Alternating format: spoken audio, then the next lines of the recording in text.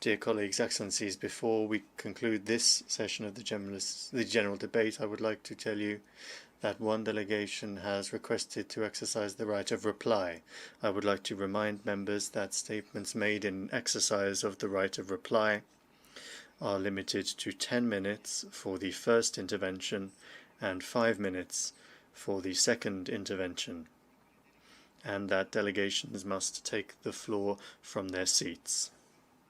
I now give the floor to the representative of India.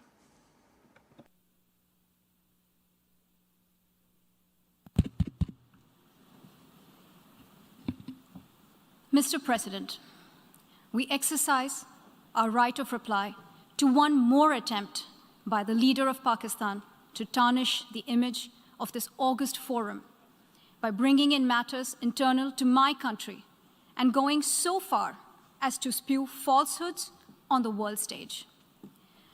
While such statements deserve our collective contempt and sympathy for the mindset of the person who utters falsehood repeatedly, I am taking the floor to set the record straight.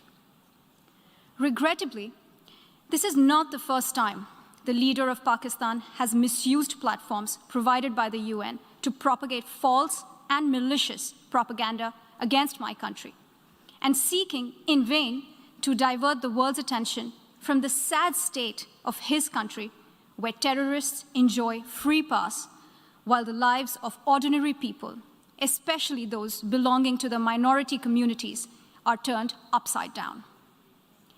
Mr. President, member states are aware that Pakistan has an established history and policy of harboring, aiding, and actively supporting terrorists. This is a country which has been globally recognized as one openly supporting, training, financing, and arming terrorists as a matter of state policy. It holds the ignoble record of hosting the largest number of terrorists proscribed by the UN Security Council. Mr. President, we marked the solemn occasion of the 20th anniversary of the 9/11 terror attacks just a few days back.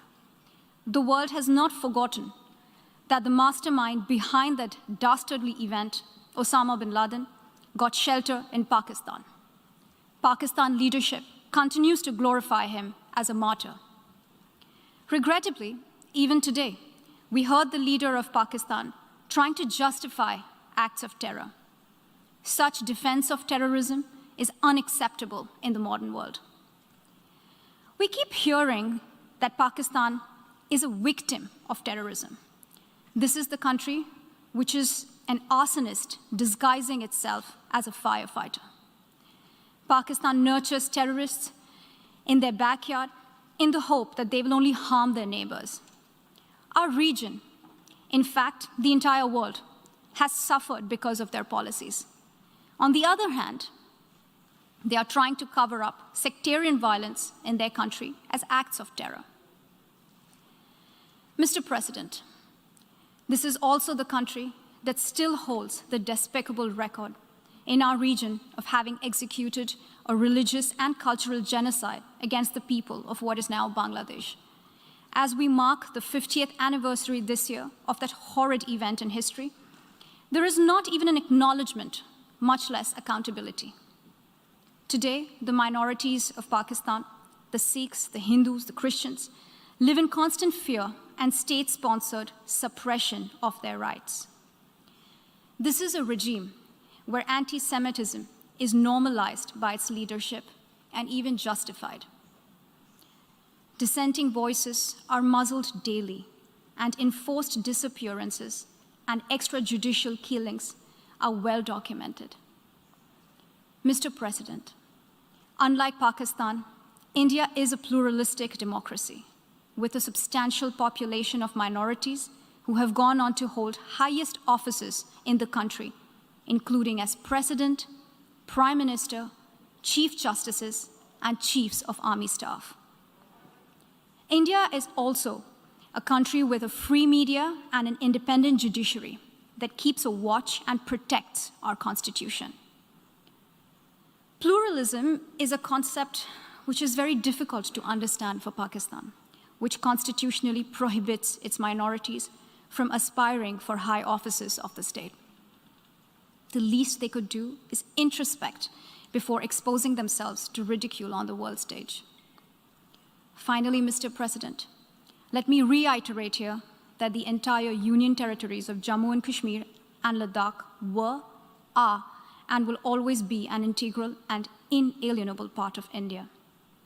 This includes the areas that are under the illegal occupation of Pakistan. We call upon Pakistan to immediately vacate all areas under its illegal occupation. Mr. President, allow me to be categorical about India's position. We desire normal relations with all our neighbors, including Pakistan.